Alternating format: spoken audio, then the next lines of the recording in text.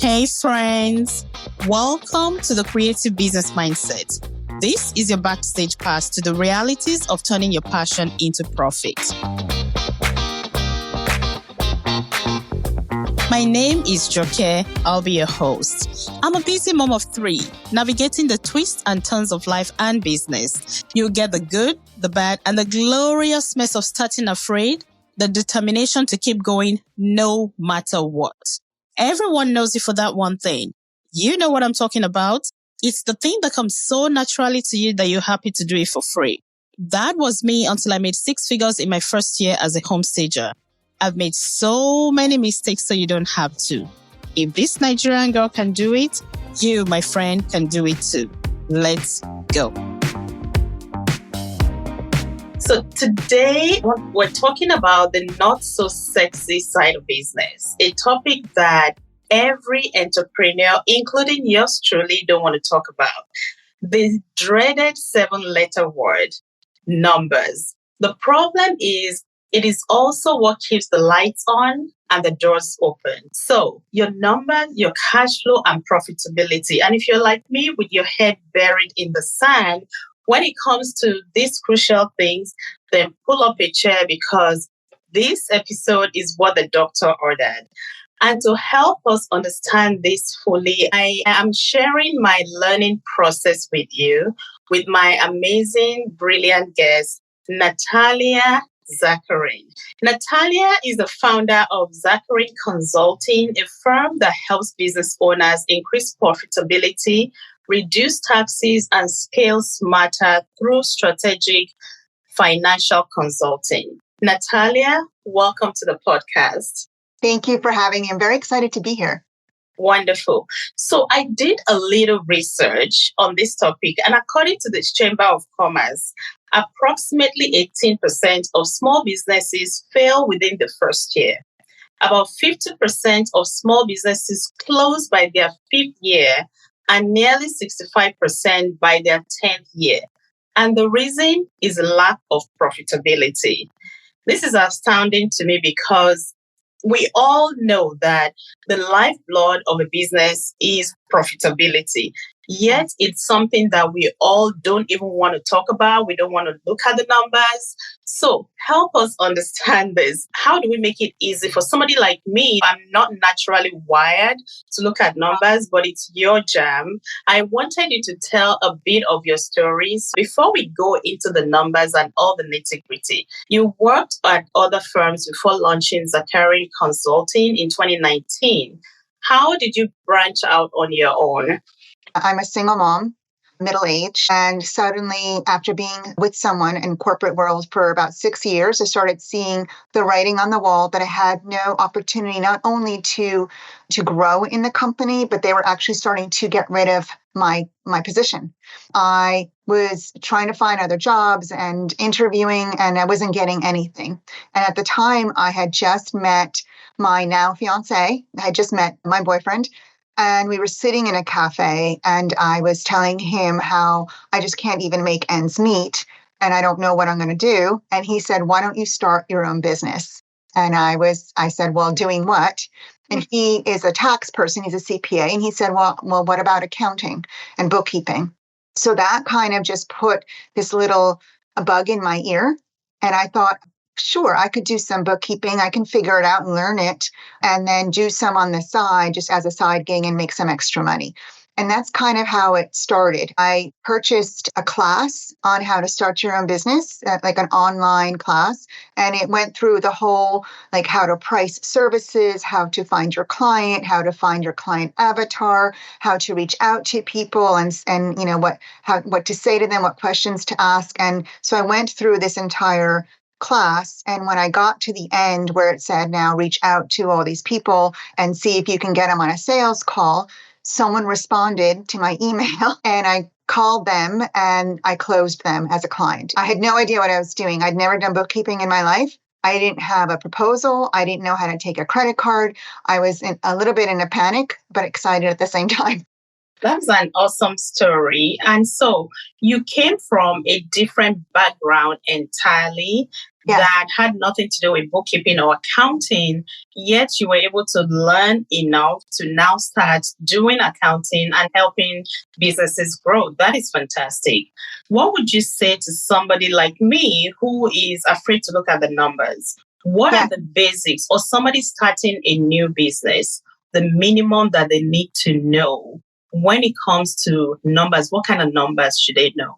Yeah. So first of all, you definitely need to have your own bank account for your business and your own credit cards. It just has to be dedicated. It doesn't have to be a business account, but just dedicated to that business. Because the first challenge that I see is that people are mixing in business and personal, and you have no clarity as to what is your business. So you have to completely separate that out. If your business bank account doesn't have enough money in it, you can transfer money out of your personal account. That's an owner investment, but spend out of your business account for business expenses.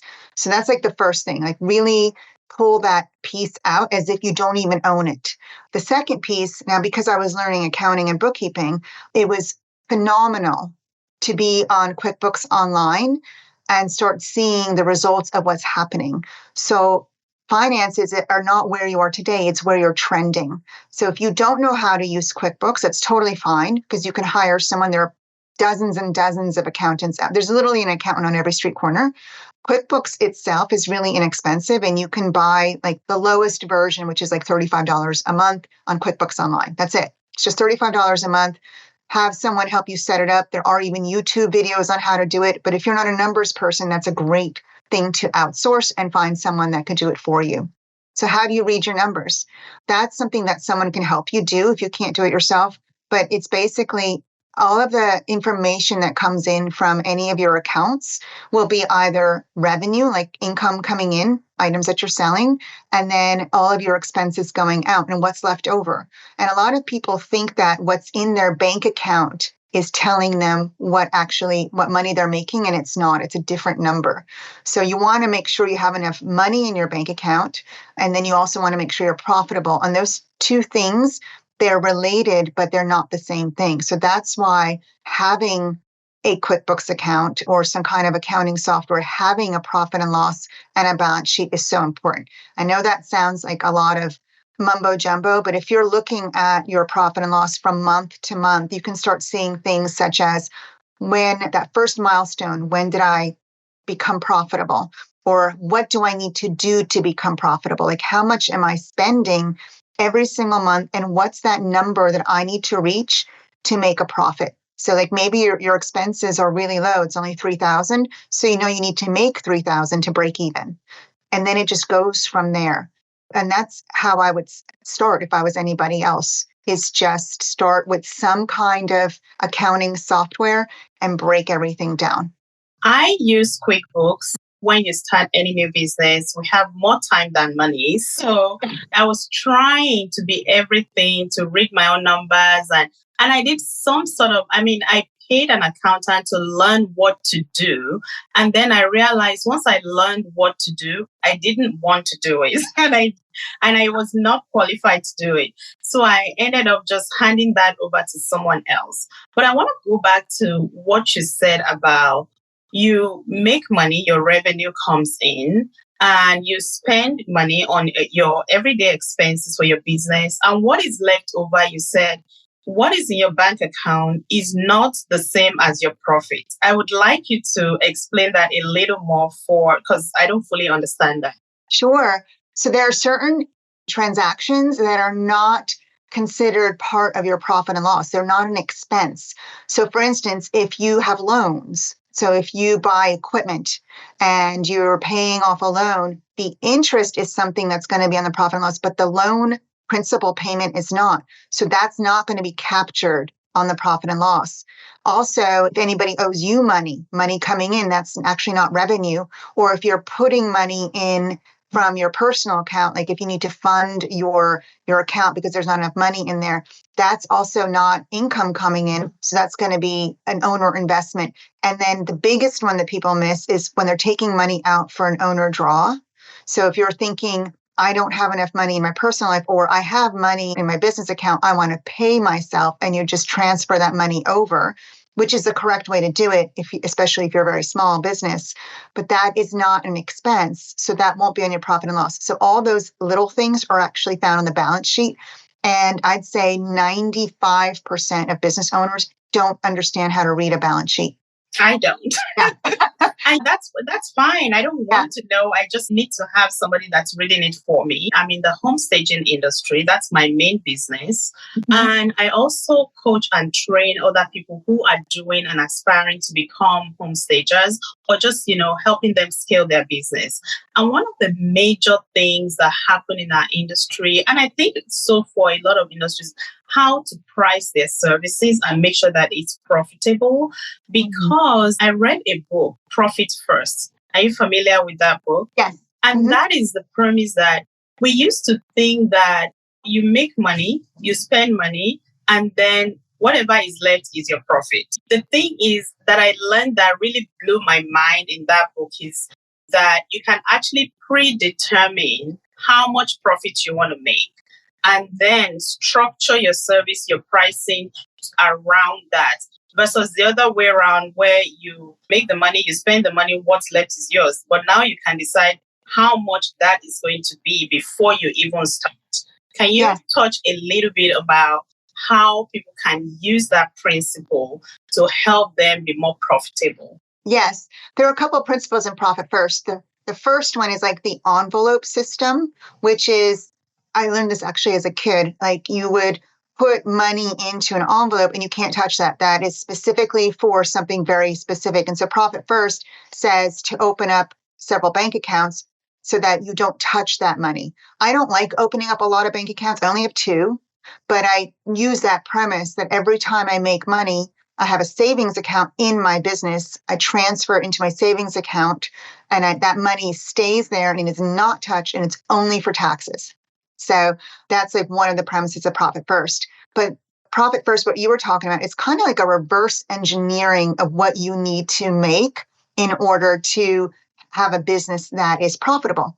And you do have to take into consideration what you need to make as a person to take home. So there's a couple of pieces. The first piece is figure out like what all of your expenses are at home. Maybe you need a budget, like your rent or your mortgage, your fuel costs, food, insurance, like everything, any credit cards that you owe money on, extra gifts, fund money, maybe some extra money they put into savings. Figure out what that is in a spreadsheet. Very easy. There are a lot of templates online to create a budget for your home.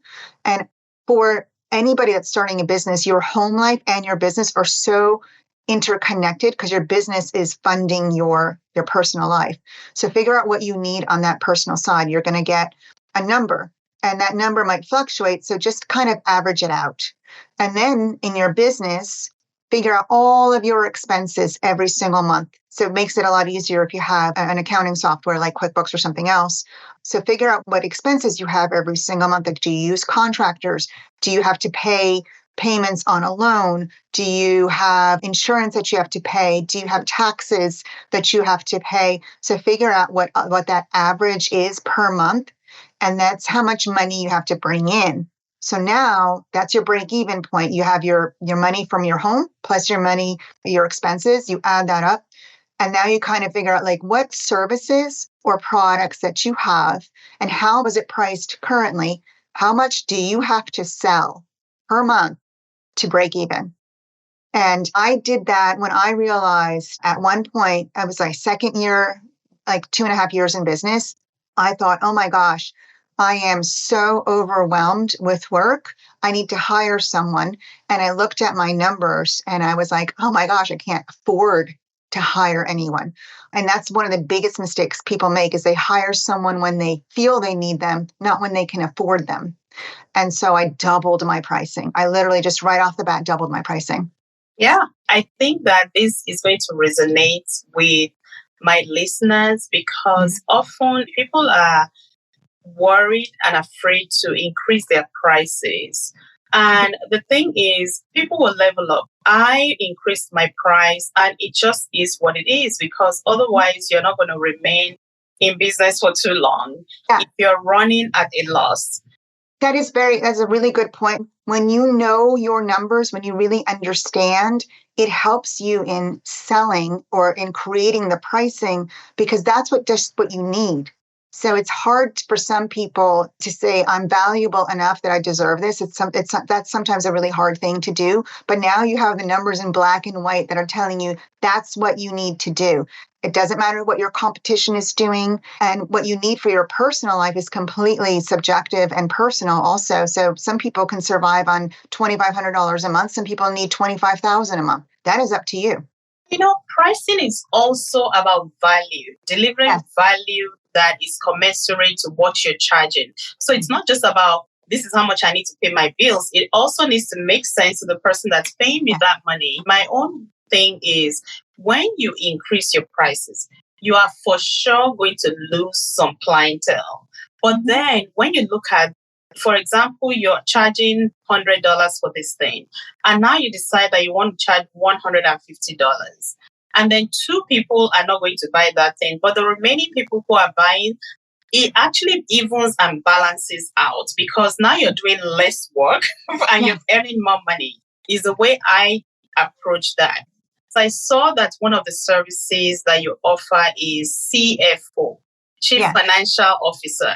And when I hear those words, I think about boardroom, big time business, and I can afford that service. And this is a service that my husband has been telling me that I need. And I'm just like not fully understanding what it is. So can you break that down? Because after this, I'm going to be contacting you to consult you on this. I wanted to share this moment with my listeners because these are some of the things that go on behind the scenes in business on how we can actually make profit, because that is the bottom line. Unless you are a not-for-profit, how do we keep more money in our pockets and how do we project? So tell us in layman's terms on people who don't even know of, have never heard of CFO services, what is it and what does it do for a business owner? Sure.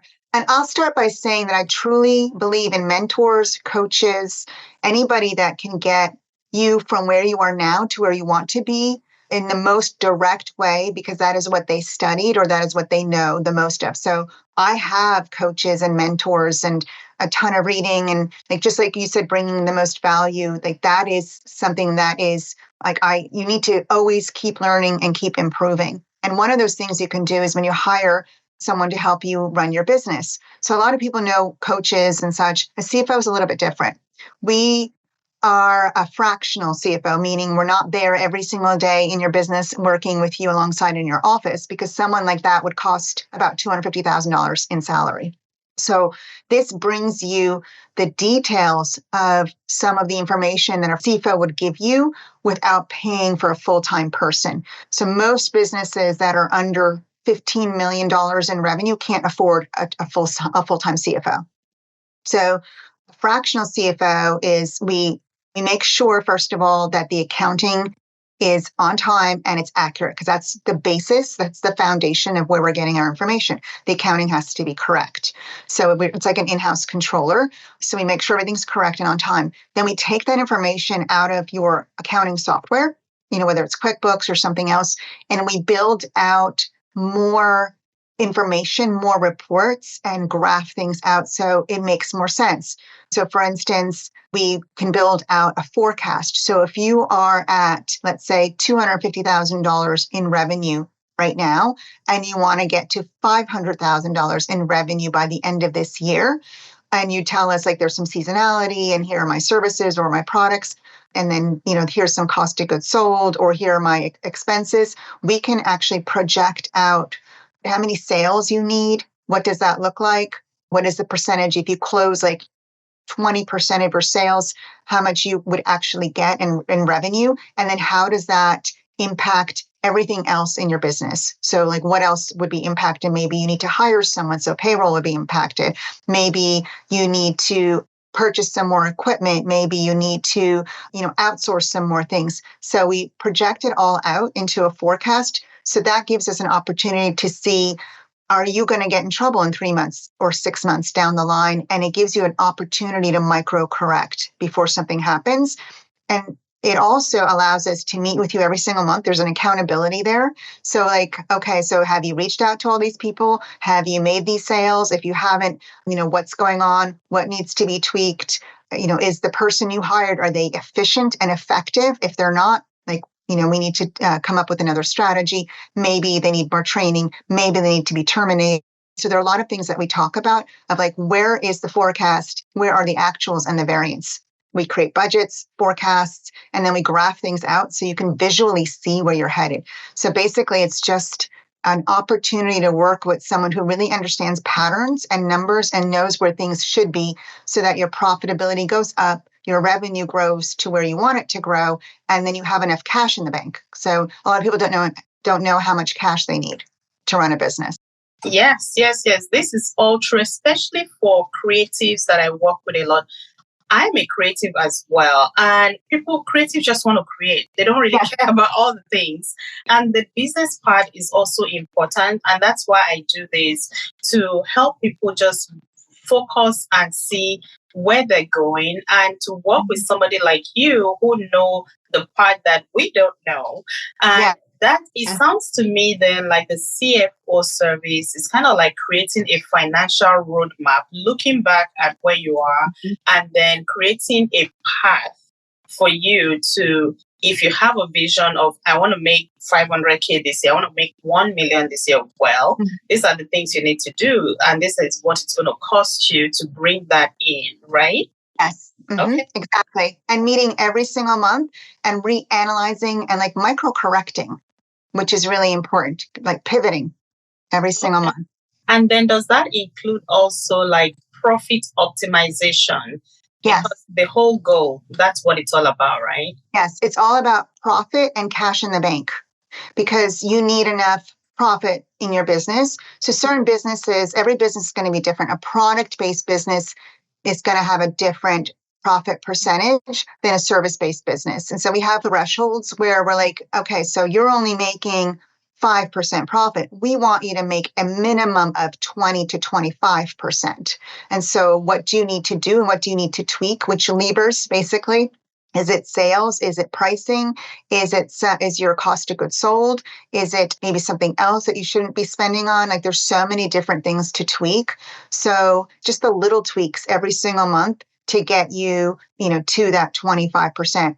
We would love every business to be 40% or more profitable, and that's possible. Okay. Yeah. Okay.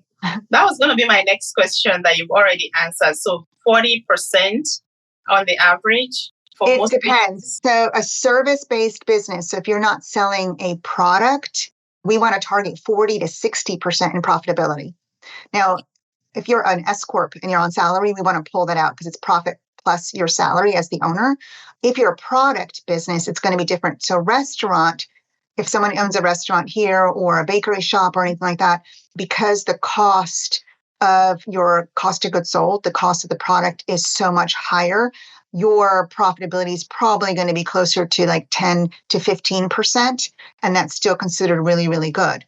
If you are selling a product like e-commerce, depending again on what that product is, we still want to see you at 20 to 30%. So it just depends. Every industry is a little bit different. And there's no reason why just because the industry is doing something that you can't be an anomaly.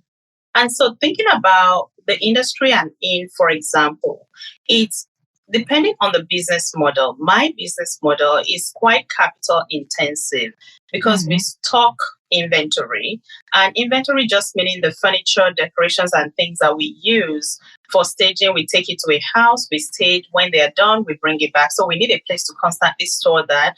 So that overhead is not going anywhere. And so what would you say in that industry? Would you say it's in the 20% to 25% profit margin? It just depends, because what you're looking at is where is your gross profit and how much. So then you would probably need to sell a lot more, because your cost of goods sold and the inventory might not change that dramatically. And probably your operating costs won't change that dramatically. That means that your biggest trigger is going to be your revenue. So it just depends, right? Maybe your biggest trigger, for most businesses, their biggest trigger is actually payroll. So they hire a bunch of people. The people are not necessarily that effective, or they have too many people working for them and the revenue can't support the payroll that they have. That happens over and over again. I see that a lot. But I am seeing more and more also where there's a high cost of goods sold. That means that you either have to reduce that somehow, and if you can't, and sometimes you can't reduce the cost of goods sold, that just means that you have to either sell at a higher level on your revenue or sell more. Like you just have Okay. more clients, and that So cover all those costs. either you do more volume, or Mhm. you increase your price to meet that demand. And you talked about something that I want you to talk more a little bit about. You mentioned depending on the kind of business you have, your S Corp receiving salary versus LLC. Can you tell us the difference? And the one that has, like, I don't want to say the best tax bracket or tax saving, but Sure. just touch on what the difference is between LLC and an S Corp. Because I actually had this discussion with friends recently. We were in a group discussion, and somebody was talking about they wanted to start a business and what kind of business should they register, S Corp or LLC. So I would like you to clarify and talk about at least two of those, if there is another one that you want to add on Sure. to it. Yes, absolutely. And I love that subject because some CPAs won't agree with me, and I actually think they're wrong. So, and I'll tell you why. Hello. I'm not a CPA. So it doesn't make sense to become an S Corp unless your profit, your bottom line, is 60, 70, or 80,000 per year or more. And I'll tell you why. So the difference between an LLC and an S Corp is just the way you're taxed.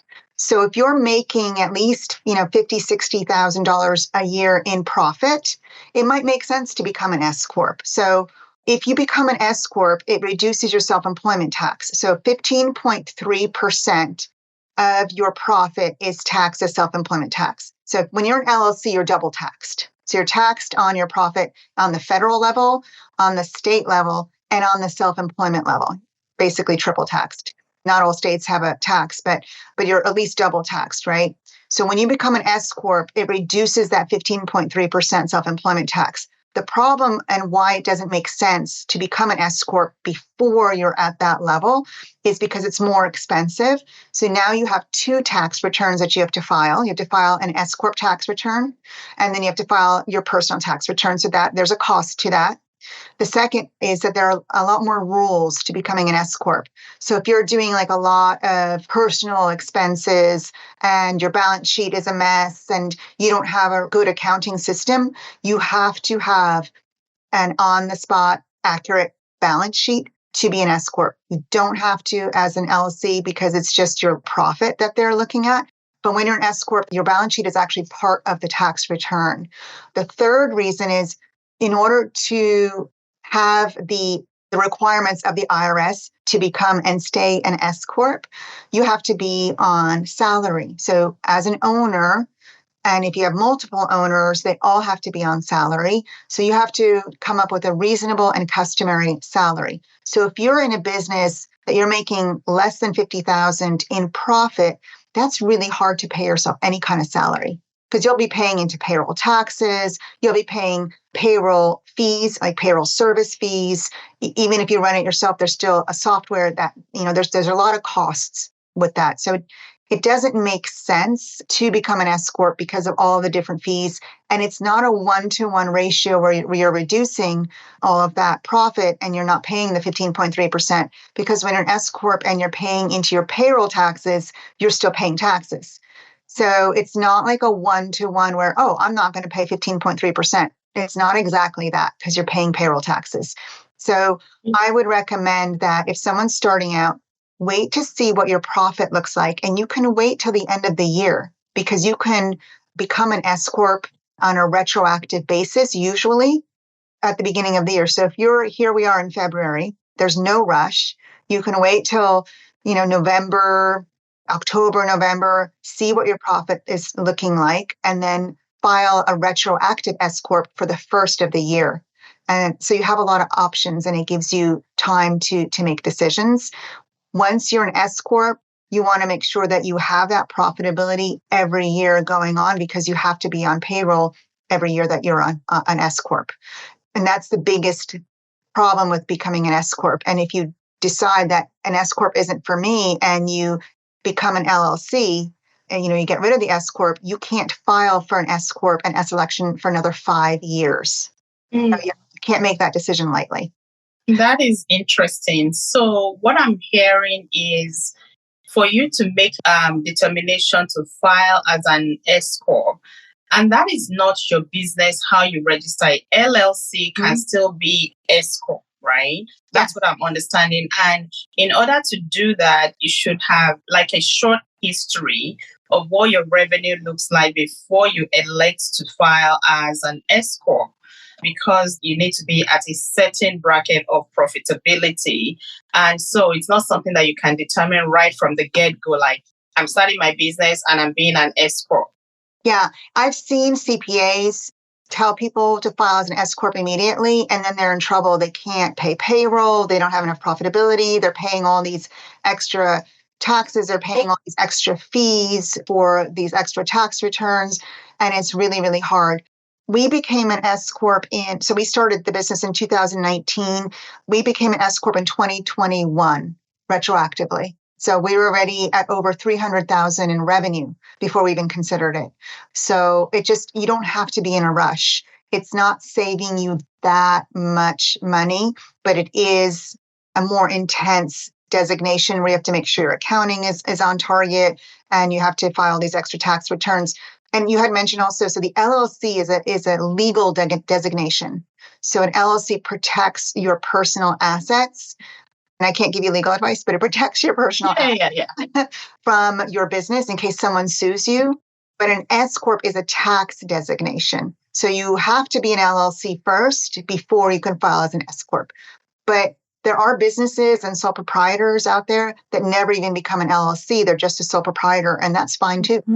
Yeah, but then that is the big risk. Again, we're not talking legalities here, but the big difference with the LLC and sole proprietorship, from my understanding, from the layman's point of view, I am not a tax or finance expert, is that LLC has the biggest protection for you as the owner. It separates your business completely from your personal assets. If you were to get like sued or get in trouble or owe money or whatever, then they can only come after you as much as your business has, not getting into your personal things. That's where I understand it.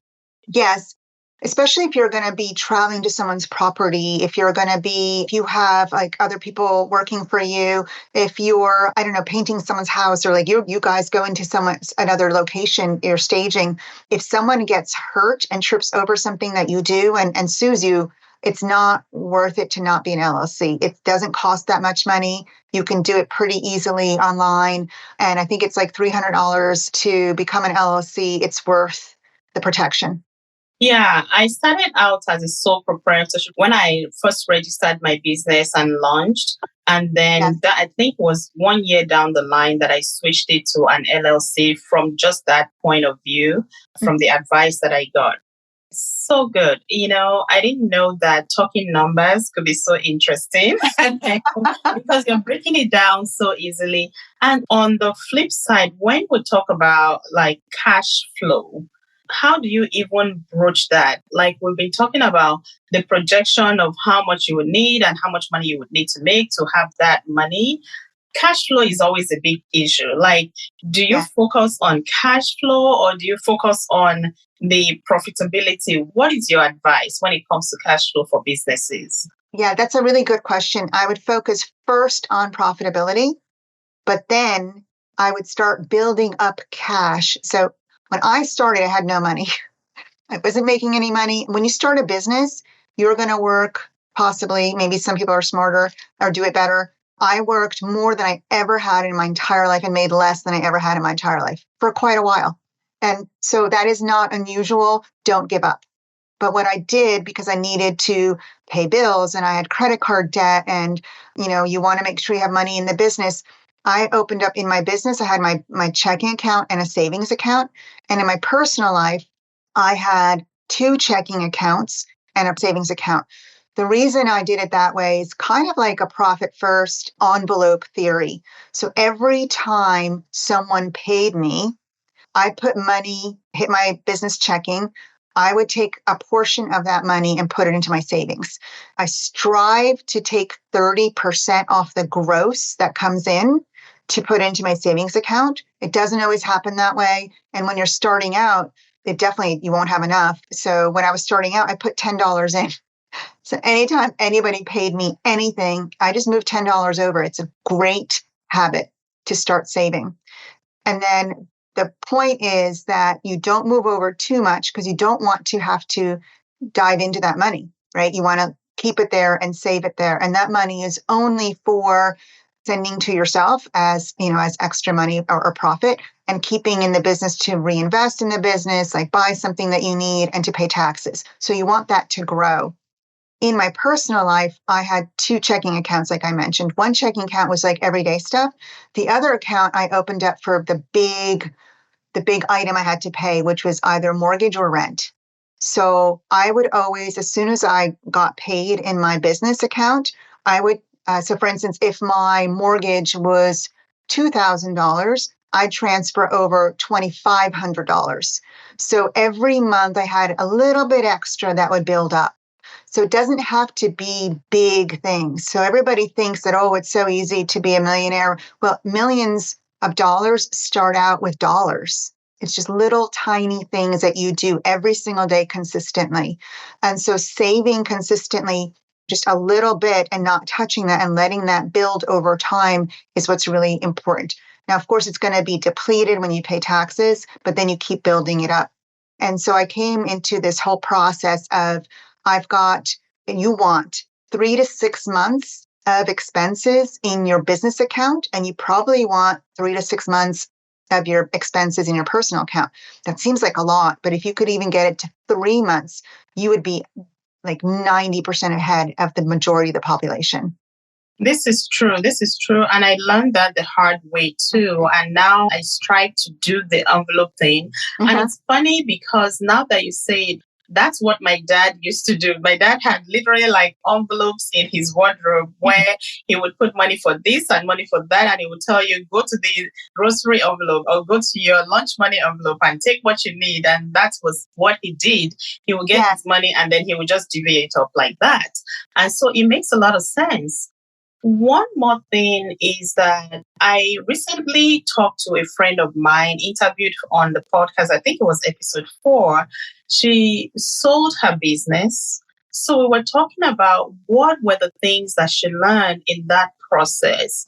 And I want you, as an accounting expert, to kind of speak to, if somebody has a business today, what do they need to do from the numbers standpoint to scale the business in a way that is going to be sellable and transferable? What are the things that a person is looking for, financials, when it comes to finances on a business that they want to buy? And how do we build that up? That's one of my favorite questions. There's a fantastic book by John Warrillow called Built to Sell. Really easy to write that down. Yeah, I recommend that to everybody. He also wrote The Art of Selling Your Business. So there are a couple of things, and we do business valuations. So I can literally see, as I tweak things in the valuation, what has the biggest impact, which is fascinating. So the biggest impact for any business is, first of all, it needs to be transferable. So if someone were to buy your business today and you would technically leave, what would happen? So would it fall apart without you? So what you need to do to buy a sellable asset is to start determining, like you were saying, who, not how. Start determining who you need in the different positions so that you're not in the business, in the daily activities and the daily operations of the business.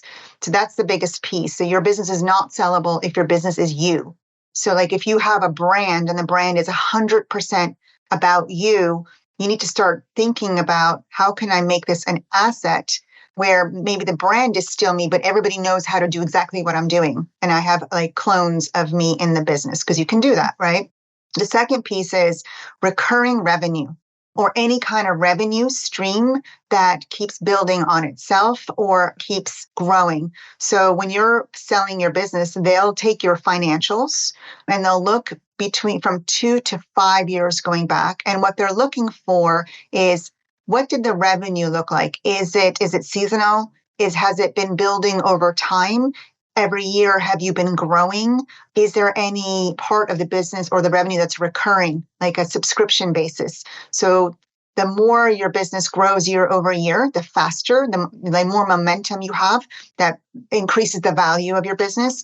The subscription basis also increases the value of the business because that's kind of just recurring revenue. No one has to do anything for it. You don't start from zero every month. And then the profitability is very important. So most businesses, their value is based on how profitable you are. So you have to make sure that if you have your owner's salary in there or any other owner perks like your cell phone, your internet service, maybe you pay for some licenses. So any of that, you want to take that out so that improves the profit, because that's it. Like, so, if someone else was to run the business, they're not going to have those expenses. So those are the kinds of things, like you can't be running the business. Someone else has to be able to. The revenue has to keep improving and increasing. The bottom line, the profitability should be improving and increasing. And if you can have some kind of subscription, recurring revenue, that makes it even more advantageous. That is good. But think about a business like mine. We don't have like subscription basis or online anything. Yes. But we do have repeat clients. Does that count? It does, because they'll want to buy your client list. And especially if you have your sales and marketing. So if you have a way to be able to prospect, generate leads and close a specific number of leads on a regular basis, like say you close 1 or 2 new leads a month, or maybe it's 20 new leads a month. But if you're closing new business on a regular basis, that will significantly improve your business. So if you've got like ads running or marketing or something that's working well, that's very sellable. That is wonderful. And I could talk to you on, and I didn't even realize that I could enjoy talking about numbers and stuff so much. But just before I let you go, I would like you to just recap real quick. What are the things that, let's say, top 3, top whatever, that they need to do before they even start? The first thing is to figure out what in your life you don't have to do. And you'll be surprised. So for instance, I gave up cleaning my house. I hired, as soon as I was able to close a few clients and I kind of saw that this was going to, go somewhere, I hired a cleaning service and I hired someone to mow the lawn, because in the time that it would have taken me to clean the house or mow the lawn, I could have closed a client that made me $6,000 or more, right? Your time is now valuable in a different way. So hire some help or get rid of things to create some bandwidth. It might also mean not cooking and you DoorDash, or you get a meal prep service. That might come down the line because all those things are a little bit expensive too. But make some bandwidth. You might have to give up some things that you enjoy doing. You're probably going to have to give up your Netflix, and you're probably going to have to give up, going out with friends if you're really, really serious about it. So like there's a sacrifice, but the sacrifice and the consistency is worth it. The second thing is you do have to understand your numbers. Open up that separate bank account. Make sure everything business is in that account and everything personal is in your personal account. Do not mix. And then make sure you have some kind of software, accounting software. I recommend QuickBooks Online. I feel like QuickBooks, there's a self-employed that you would scale out of that really quickly. I don't like FreshBooks, Wave, Xero, any of those other ones. If you're going to build a business, you'll outgrow them. The only one that's probably large enough and very powerful and still inexpensive is QuickBooks. And having really solid financials and a good technical, streamlined, like a good QuickBooks actually adds value to your business as well if you're going to sell it. Have your QuickBooks so that you know what's happening in your business. So the third thing is sales and marketing. Figure out your pricing, figure out your customer or client avatar, and do not rest until you are talking to every single person. Leave no stone unturned, because the one thing that can fix any bad business is sales. You can do everything wrong, but if you can sell, it doesn't matter. This has been very, very insightful. And I am inspired by you. You started this from nothing, not being in bookkeeping, accounting. You learned what you needed to know and you turned this into a thriving business. And this is what this podcast is all about. So thank you for sharing your journey and for giving us all those nuggets of advice. There are so many of them that I will definitely be taking into account when it comes to my business, and I will be in touch with you. Thank you so much, Shoke, for having me. It was great. I love your story. Thank you for sharing. You've been listening to the Creative Business Mindset podcast. Remember to share, like, and subscribe. Thank you for listening and keep doing all the things. Until next time.